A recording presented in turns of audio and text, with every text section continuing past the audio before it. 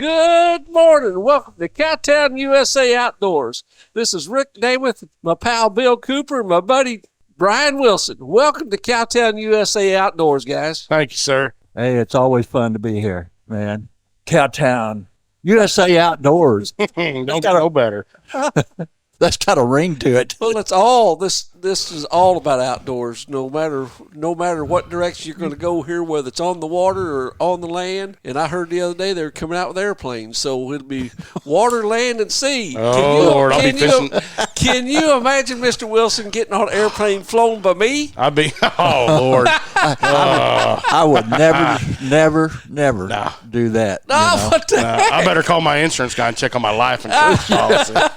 I'd get me a parachute and get you guys two backpacks. Yeah. Hey, I can fix you up that parachute deal, back in the military days, man, You did that? Well, I watched. He's got to hesitate on this story. Yeah, that's what I'm thinking, too. They let me go up once just to watch, and this big old boy about 6'4" standing in that door, and they told him to go, time to jump out. He didn't jump out. I wouldn't either. Yeah, he's standing there. Well, they always have a bigger sergeant, This guy's like 6'6", wore about 15 size boots. Yeah. He planted a boot right in that boy's rear end, and he jumped out. Off he went. That's what my mom used to call me. She would call it encouragement. she was really quick about encouraging me. I think in the old days, all of us had somebody like that in their life, Oh yes. Yeah, my grandpa Cooper, little bitty guy, he wouldn't weigh 135 pounds soaking wet, but he made up for it in meanness. Hey, this is supposed to be a hunting, fishing, living everyday show. So we brought Mr. Wilson in here, Mr. Brian Wilson from Stained Fish Bowing, and we're ready to talk to him a little bit. Brian, what are you seeing on the water? Who's coming and going with you? It's a mixture of everybody, really. People that's never even bowfished before.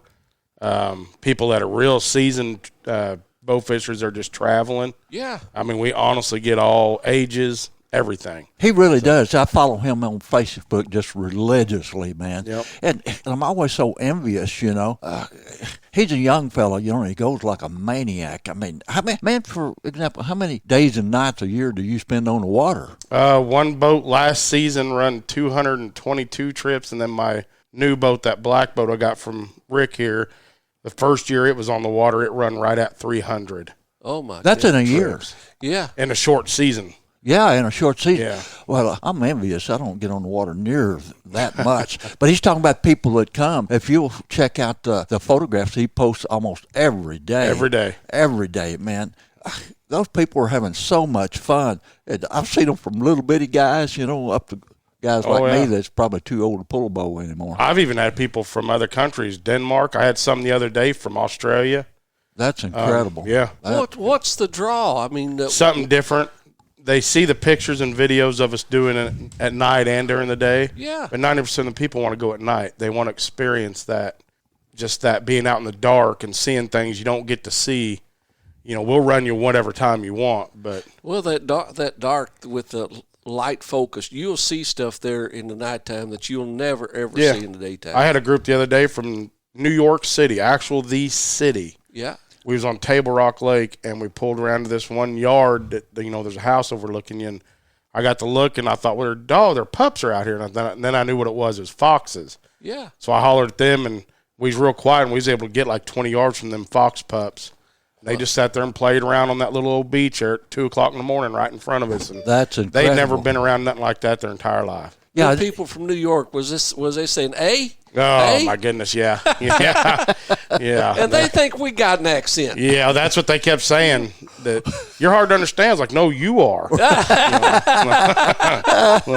Matter which fence post you're sitting on it. But that's part of the fun is meeting these people. Oh, yeah. Because you get talking about your different area you've lived in your whole life and raised, and how much different I assume the rest of the country's like where we live. Yeah. They do the exact same thing. Yeah. They assume everything's like them, and it's neat. It really is. Well, it's the same way here at Cowtown. We've got people. Brian, I've pulled in here in front of the store, and there'd be 5 license plates on the store here at one time, all across the nation. And and I'm just amazed. And I tell you what, I'm really thankful for the good people in all these states, because you hear all the bad stuff, but you don't meet the good people. The normal people. The normal people. Yep. And here at Cowtown, we have got some of the greatest customers who have become our greatest friends. They're just good people. Well, I've been buying stuff from you for, over 20 years? Well, that'd probably be about right. Yeah, and how many boats have I taken just like Pennsylvania, North Carolina, Oklahoma, Texas? I've taken them all over for you. Well, the Legend SS has got a really good following, got a really good name. Yep. Well, I tell you, Captain. Now, this is Captain Wilson. Heavy on the captain, too, when you say it. You betcha. I told him he outranks me. I was only a lieutenant, But Captain Wilson runs a classic Legend SS. I call them barges. Yeah. What size boats are those? 2072. That's a lot of room. So that means 20 feet long, 72 inches on the floor. bottom. On the floor. It's 101 at the beam. Yeah. Widest part of the beam. That's a big boat. But I tell you, I've been on this boat several times. I usually go to film. He's always trying to get me to gig or shoot a bow or something, But old as I am, it's tough to pull a bow anymore. But it's phenomenal to be on those boats, boy, because, you really feel safe. Mm-hmm. It's big, wide, stable. You've got, rails in the front for these goofy people that dance around while they're trying to kick a fish. Yep. But it's just a phenomenal piece of equipment. But, Brian, you know yourself, Captain Wilson, sir. There you go. There you go. You know yourself, you've been doing this practically all your life, but, man, what about the advancements? What was the first boat you were doing this out of? Much smaller, I bet. Oh, yeah. It was a little 14-foot John boat, So they've come a long way. Way. Well, they really have, but not just the boats, the motors. The trolling motors fascinate me. They got a shaft on them, look like they're 10 foot tall, And I think Brian has kind of designed a lot of these things. But the other equipment he's got on boat, I'm envious the bows that they use anymore. We've even went to snagging. I run nothing but Humminbird electronics. I use the main one on my console for my graph and all that, but then I bought another one just for the Mega Live up front. So like on our snagging trips, we let them choose, do you want to troll for these or do you want to snag them? Well, if they want to, snag them with the Mega View, we'll find them, and then we'll just let them drop them hooks down, and you can actually tell how big that fish is. Yeah, we're talking about snagging spoonbill. Spoonbill, yes, sir. Yeah. Yep. A lot of people may not know what that is. That's a prehistoric fish. It dates back to about the time Rick was born. Hold it now. Easy. I have feelings. You're completely leaving me out of this conversation. I'm telling you, till you blindsided me. Yeah. Well, I'm glad you told us you got feelings. I wasn't sure it was soaking in. Well, Mr. Wilson, tell us about some of these escapades and rendezvous that you've had on there with kind of got a little dicey. I had a group from Fort Leonard Wood one time, and you could tell they was all inner city. This is probably the most funniest one. They was from Fort Leonard Wood, a bunch of soldier boys. They wanted to book a trip, what they called them flying fish. And I said, okay, you're talking about the silver carp or the Asian carp. Yeah. Yeah, that's what we want. And I said, okay. We set up a date, a time. We met them, and I told them, before yins get there, make sure you bring old clothes to put on. I said, these fish are nasty. They jump everywhere. Oh, they're slimy. And they're 20 to 50-pound fish. Well, they'd been watching a few of the videos. They thought they had a grip on it. So they pull in the parking lot, and I knew who they were as soon as they got out of their truck. They had on Nike slide sandals, basketball shorts. You know how these kids today carry around little backpacks with them everywhere. Oh, yeah. So we're doing our introduction, how you doing, small talk. And I was like, well, if y'all want to go get changed, there's bathrooms right there, and we'll get the boat dumped in. They said, no, we're good. And I looked. I said, okay, all right. Well, we got in the boat. It wasn't 5 minutes. This is one of my videos on TikTok. We're going through there, and the first fish, I'm up front running the troller. I can't even keep a straight face telling the story. I'm up front running the troller, and I hear bang. Well, I knew then what it was. And all of a sudden, the god-awfulest screaming and hollering you ever heard from grown men started happening. The boat's rocking. I'm getting pushed off the front of the boat, and I hear one guy go, It bit me, and I turn around, I was like, it can't bite you, they ain't got teeth. Well, then one guy, about the time I said that, I seen something out of the corner of my eye, and it looked, and it was this flip-flop going through the air.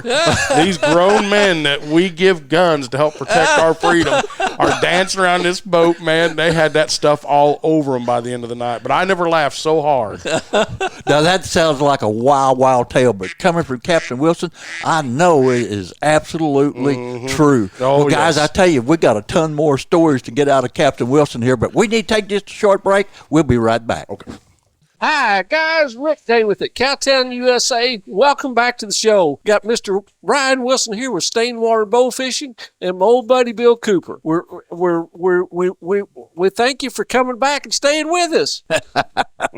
Hey, Captain Wilson here's full of great stories. If you love that bowfishing story told about the guys, soldiers, you know. Mm-hmm. Well, hey, those guys that hadn't got nothing on. Rick Damouth talked about him recently on a snow goose hunt, you know, being in a coffin blind and it's full of spiders.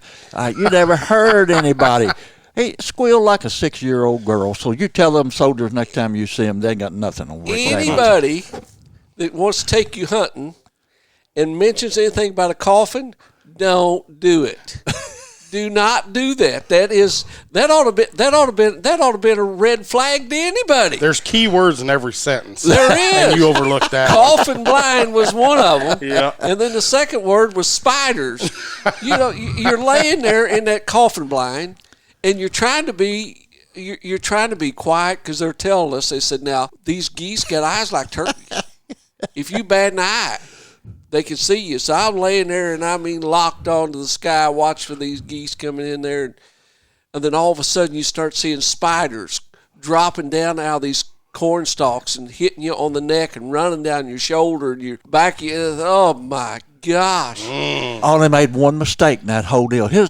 Only one mistake. Yeah. His brother and I kind of set this deal up. You know, we knew what was going to happen because we get out there early in the morning. You know how it is out in the cornfield. It's been down for a while. Sun starts coming up. You see a million spider webs. These little ones about the size of a softball. They got dew on them, you know, and it's glistening. We're just giggling, you know, because we know what's coming. The only really big mistake I made, I should have tied him in that blind. No, you should not have either. When we leave here, lose my number, would you? Yeah. He don't like spiders neither. Well, now listen, I've been on his boats out on I think Gasconade and Osage a couple of times, you know, at night. There's one thing he needs to add to his equipment list. Spider killers? No, screens for your teeth to keep the bugs out of.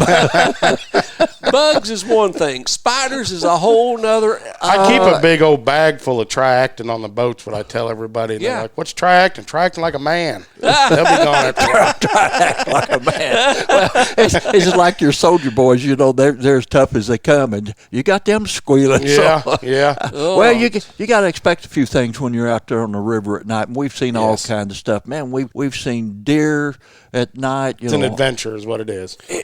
Hey, you took the words right out of my mouth. Every trip is an adventure. Let me tell you a story about Mr. Cooper in this. His credentials too are LIAR. No, they're not neither. This is a fact with both hands in the air. Oh, now we're in trouble. Robbie, my little brother's with me, and I convinced him. I said, "You see all them gooses out there? And just gazillions of them out there, but they were within 22 range, not 12 gauge range." And I said, "We'll get in the back of your pickup, and you scurry us right up there in the middle of them, and I promise you we won't shoot out of your truck," because they said that they. I didn't believe that, but I thought, I'm going to jail. But we did. So he scurried us up in there, and we bailed it, looked like commandos, run up in the middle of these geeses, and we start firing. And I mean, you couldn't hardly miss. You could miss, but you couldn't hardly miss. Now, Captain Wilson, you know about the conservation order. You can kill all those light geese Anything you want. Yep. How many did you kill, Rick? Well, let's go. Let's skip over that. We'll skip over that. Ain't got that time in the show for that big a number. Huh? That's right. The number ceased. Well, I can tell you, one of the couple he knocked down, I chased for 300 yards. They probably bumped into the buddy next to him trying to get away. We didn't have a dog, so Bill was a retriever. Hey, I retrieved one goose, and I retired. But we jumped out there, and I mean, it looked like Rambo out there, just a wall of geese. But I didn't know that they were that hard to kill. It's almost like those feathers were armor plating on. The pellets would just literally just bounce off. Yeah, they're tough. That's why smart guys don't shoot geese from the side. They shoot them from the front so they can get into their underbelly. But I was with Mr. Rick. They showed us their backsides. Next time, take a 270 with you. Yeah, that's what I'm thinking.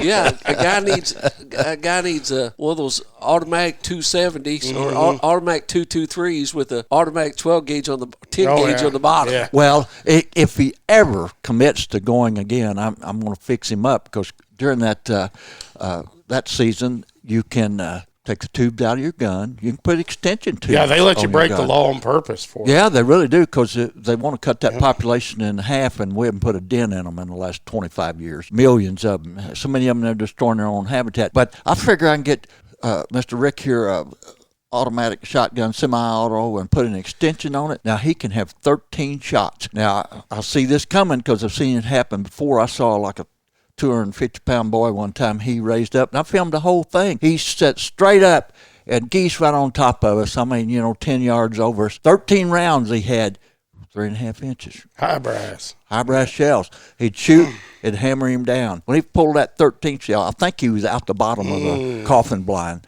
That's the whole deal. I'm all about this goose's hunting, but not in the coffin blind. Yeah, spiders. Yeah, back with pickup, I'm in. I'm in. I ain't Spent all your ammo up shooting spiders in the blind. Yeah, that's exactly. Makes it rough on your neighbors. Yeah, and your ears. Hey, I'll check out the regulation for him, see if it's okay to put a coffin blind in the back of the pickup. No. Anything to do with the coffin, I ain't in. That's funny. Well, we was talking about the other day about these coffin blinds, and when you close it all up and everything, if you got claustrophobia, you're in bad shape, And I lay in there thinking, is this what it really feels like to be in a coffin? And Rick says, well, yeah, it does. I said, how do you know? You ever been in a coffin? I said, no. And I ain't going to be in another one that I know of. Now, I'll probably end up as one, but I won't know nothing about it. You won't know nothing about it. No. I'll be all right then. That's right. You'll be looking down on the rest of us. Just bring the spiders on. I don't care. Well, I tell you. I'll be in heaven. What they say, an hour before the devil knows I'm dead. Well, I tell you what, if I ever take him again, I'm going to show him what real spiders look like. Oh, no. These are all teeny tiny spiders, but I have to pull up the video of him. I actually filmed some of that, and boy, he sailed out of it there the first time. We had to actually break off the hunt, man, and head into Walmart to get some spider spray. Really? Oh, yeah. He wasn't getting back in there. We was at a tournament in Arkansas last summer at Peel, Arkansas, and on this tree there were great big old tarantulas. Great big black ones. That's about how big they was when in that coffin blind with me. They wouldn't have covered a quarter little hair spiders. Probably size of your hand. Oh, Lord. We had teeth. Well, see, I forgot my boots at home, boys. I ain't Well, now, Brian, you're an experienced outdoorsman. You've seen spider eyes lots of times, and it was so funny. We were setting this thing up, and that morning I could see millions of little tiny spider eyes out through the cornfield.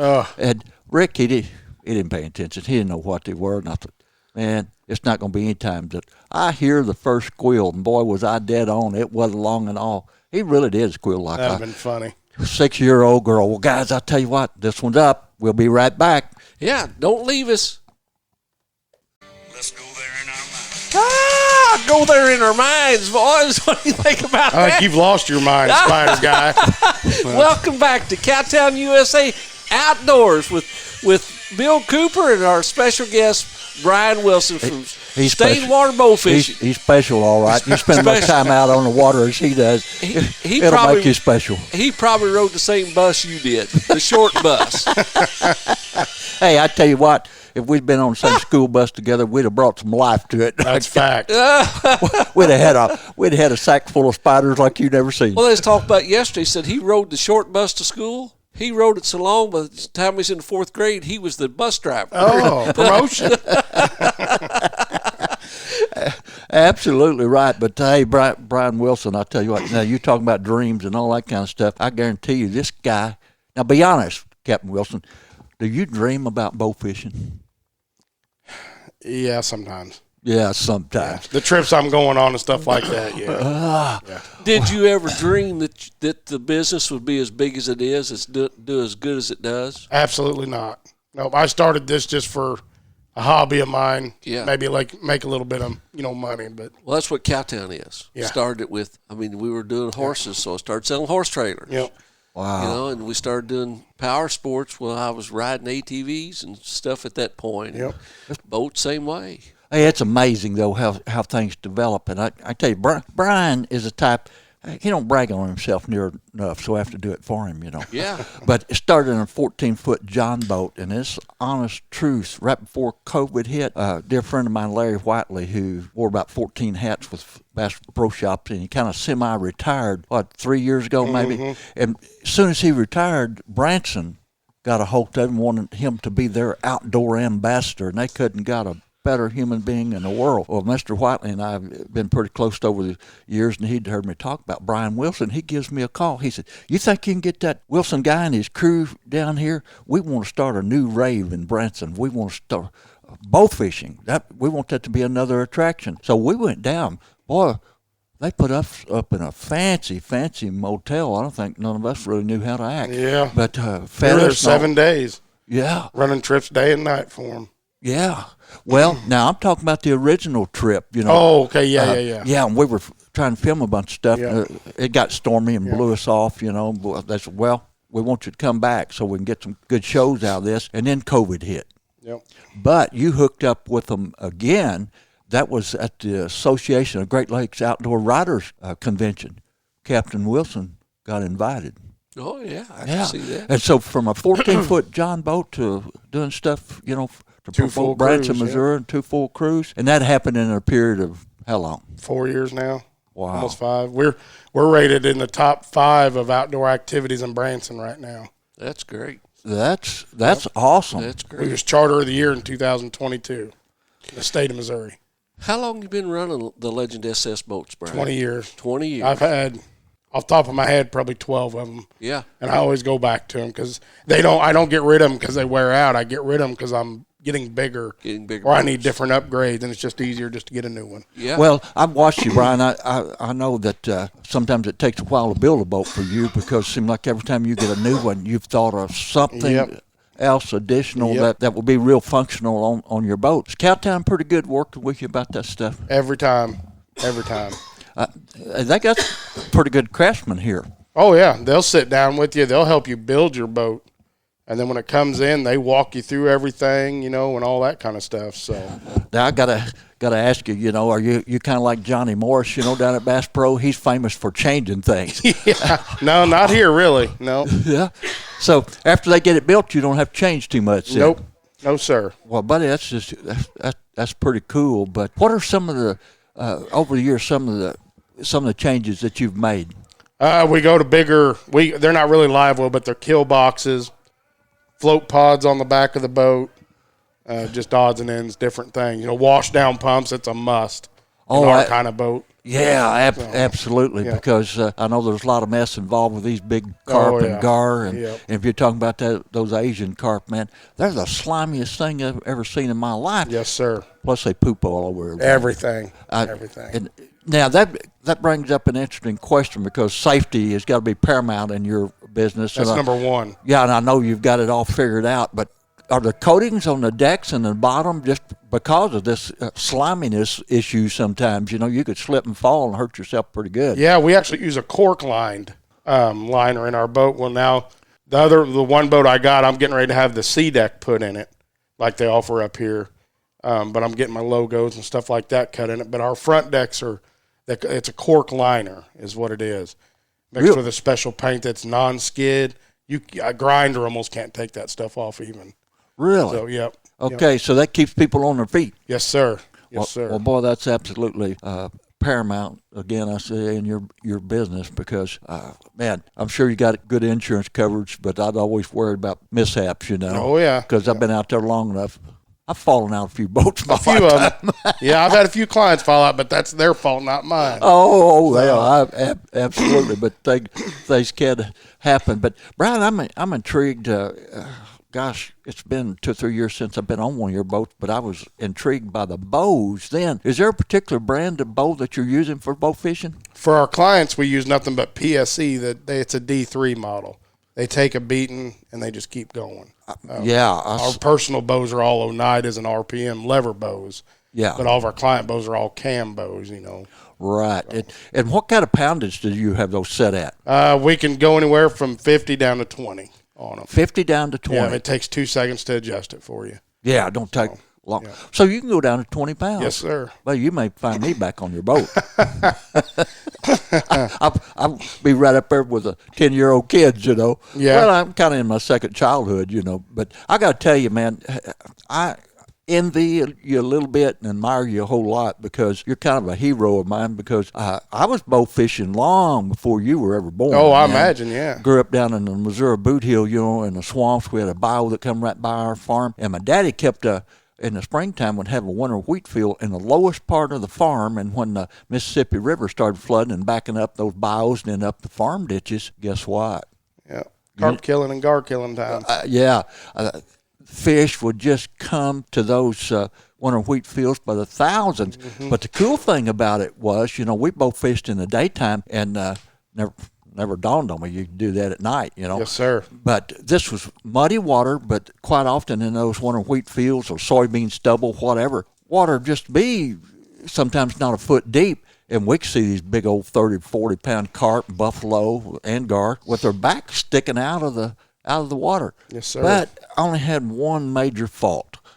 I didn't have the equipment you had. I had a little old fiberglass bow with cedar arrows. Yeah. Tied my own string on it, and about cut fingers off a few times because it didn't have a reel and trying to keep things untangled. But you shoot one big 30-pound carp with a little cedar arrow, he don't stay put long. You got to finesse them with one of them, too. Well, I can't tell you how many dozens of cedar arrows I broke, And I caught one carp and buffalo, chased him through the winter wheat field or the soybean stubble with half an arrow stuck in him, Yeah. I wasn't going to let him get away, man, because we ate those carp. Yeah.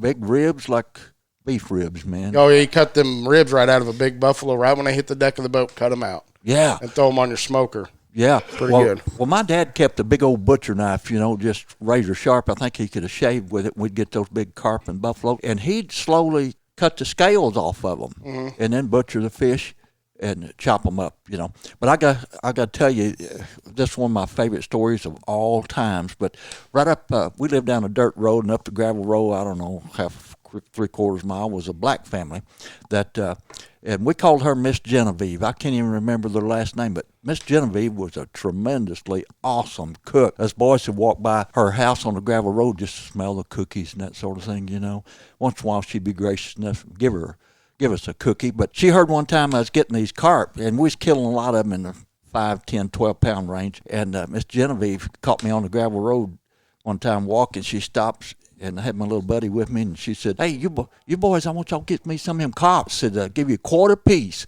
Man, I was working for 50 cents an hour hoeing cotton, and so we went and we killed a bunch of these fish, put them in an old tow sack, grass sack, Well, it was over a mile to her place, and 2 little boys about 10 or 12 years old. We'd carry them about 10 or 15 feet and set them down and catch a breath and go again. Well, it took us like 3 hours to get over there to get them fish to Miss Genevieve. And we drag them up on the front porch. She comes to the door and she said, "Lordy mercy, boys." Said, "They ain't got no money today." So we didn't get paid. And that was on a Tuesday. And she said, "Check your mailbox on Friday. There's a 1/4 mile out the dirt." We walked out there like 6 times, man, that day trying to get our money. And we'd figured up we'd probably made $3 or $4 or $5 a piece, and we're going to have enough money. We're going to go into town to show on Saturday afternoon. Well, about 5 or 6 o'clock that evening, we went back to the mailbox. We was pretty dejected by this time, We opened the lid on that mailbox, and there lay 2 quarters, quarter piece. Really? Miss Genevieve got us. Hey, made a better businessman out of me, Brian. Yeah. We even carry blow guns and harpoons on the boat now. Really? For people, yeah. We get a lot of them. We let them shoot bullfrogs when it's frogging season. Yeah. Down like on Taneycoma where it's a lot of hydrilla. Yeah. Yeah, they have a ball with that. Well, I got to try that too. Yeah. That harpoon's a lot of fun. I don't know if I'm windy enough to blow a blowgun. Yeah. Yeah. We'll take Rick. Yeah. Oh, man, it'd be like an automatic. They'd be wanting to ban a blowgun. Now, what do you spear with the harpoons? We use it for, like, when the little kids are with them in the boat, or even adults, but somebody will pull a fish up, and we need a backup and let them throw the harpoon in it. Or we've had clients, actually, when we catch them spawning, you just throw that thing at them. You know, it's just it's tied off to the side of the boat, you know, so if they miss, you don't just lose everything, you know. Right, absolutely. Yeah. Well, man, that sounds like another great adventure. So you can go out on this bow fishing, and you got several techniques you can use to get the fish. Yep. Yes, sir. Do you get clients that try them all in one night? Oh, yeah. I've had a lot of that. I bet there's a lot of betting goes on in front of that boat. Yeah, oh, yeah. There's a lot of trash talk, too. Some of them clients you feel real comfortable with, like talking to your buddy, you know. Oh, yeah. Well, of course, I think you got one of the greatest personalities in the world. When I first met Brian, you know, he was kind of quiet. He was a little bit quiet. Looks kind of like Santa Claus. I keep trying to get him to dye that beard white. Oh, I thought you was talking about my belly, not my beard. No. Oh, I'd never. I better just keep my mouth shut. But Brian, I gotta hit it off after a while, and I found out what he was all about, man. And this guy is not only great at what he does, he's pretty entertaining. Yeah. I got some good stories. Oh, well, I think you need to write a book. I don't think you're ever. Yeah, I don't think he's ever going to run out of stories. No. You know. Well, he might, but then he has another boat trip. Yeah. More stories. Mm-hmm. Oh, so how long's this one? Well, we got just a few seconds here. I'm going to start wrapping it up, you know, and Brian's going to be around. I'm still here. Don't go away, folks. If you like talking about bow fishing, and, you know, in this next segment, we need to talk just a little bit about cooking those things. Okay. Really like to. I'm sure you got some great recipes up your sleeves. Oh, yeah. Hey, folks, don't go away. We'll be right back. Let's go there in our mind. Ha! Go there in your mind. I'd like to get in the mind of Brian Wilson, is all I can tell you. You'd be scared. You'd be scary with it. It would be. Probably a lot of room in there is what I'm thinking. Yeah. I tell you what, if you didn't know this guy and you met him in the dark, it might scare you. He's a good-sized fella, big long beard, you know. He just looked like one of them really tough Ozark hillbillies. But let me tell you, he sets up on that stump pretty good over there. But I watch him on Facebook all the time and follow him and just giggle. He's got these little granddaughters. Captain Brian Wilson is nothing but a big teddy bear. Oh, yeah. Yeah, they got me wrapped for sure. Yeah, mine too. They're beautiful. Yeah, one just graduated kindergarten yesterday. Well, I had one graduating kindergarten last night for sure. Right on. Oh, I got him graduating high school. But I want you to tell your wife this, Brian. I know that these grandchildren, these little granddaughters, got all their good looks from you. Exactly. That's why I tell them Pawpaw is where he got it. Well, you know why I can tell? How can you tell? Because he don't have any good looks left. I give them all out. Oh my goodness, that wasn't very nice. Well, goodness. I'm gonna wait at least 6 months before I get back on the boat with him. He may forget. I don't think Brian Wilson forgets. I can tell you, I've known him for a long time. He's got a memory like an elephant. Long time, I'm telling you. Well, we appreciate you being here on the show with us, Brian. You bring and add a lot of color to the show. I can tell you. I've known you a long time. Yes, sir. And I know you're a good customer and appreciate you, but and so many of our customers over the years here at Cowtown have turned into good friends. And they got a lot of color with them, too, I'm telling you. I've sent some dandies up here, too. Oh, yeah, But you've always made it work. Always made it work. Some of them I didn't appreciate. But most of them. Yeah. You know, there's a bad apple in every barrel, right? Everyone's got a cull. You know, we probably got 30,000 customers and friends here at the store. 30,000. Wow. And I can tell you, occasionally, one a year, they'll make me wonder why I got in business. I can tell you. Yeah. But most of the people come through here are the salt of the earth and good people. good people. But, we're a family-owned store. Been here for 33 years. My daughter's the finance, and my wife is the CPA, and I'm the face of Cowtown, the voice of Cowtown. Face on the billboard. I'm the face on the billboard. We might need to change that. Yeah. But I've been at it a long, long time. But I know Brian's a great customer, and he's always full of good ideas that helps the business as well, particularly when it comes to changes on those boats. But Brian uses some other products that come from Cowtown USA here. Can-Am, for instance. Quite a few of them. We offer gigging trips in the wintertime at my house on the river on the Gasconade, and since it's right there, we got a gravel bar there by us. Well, I don't want to fire up my truck for that, so I'll just hook up I've got one of them 4-seater Defenders. Yeah. And my boat, just my bare hull weighed 2,100 pounds when I had it built. Well, then you add 40 gallons of fuel, 2 generators, all the gear. I'll just hook up it and dump off right by the house. We'll go, gig a bunch of fish for these clients. We'll come back to the house.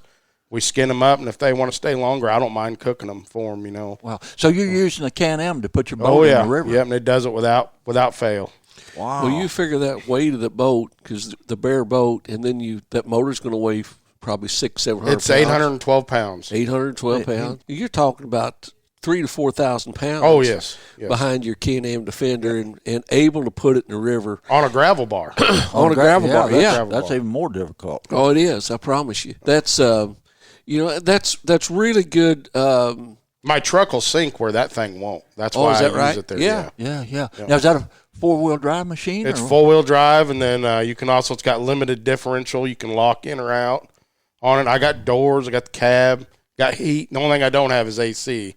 That's why I need to get a new one. You need to upgrade. My wife wants that one. Oh, It's got a hole in the roof. And that's what I told her. I was going to get a big camper unit to put on there. She don't want that. He would do that. He would. I guarantee I would. Put a window unit in the back glass. Yes, he would do that. Yeah, wouldn't bother me a bit. This guy's an innovator, man. That's why he does so well. So many of us, we get tunnel vision. We kind of get stuck on doing things a particular way, Yeah. Not Captain Brian. Well, if you looked up the word redneck, and there'd be his picture and his name right beside that. Somebody's going to have to kill that goose. Yeah, I keep hearing it in the background. I just keep hearing it. What the heck? That's a duck. He's after Rick. That's a duck.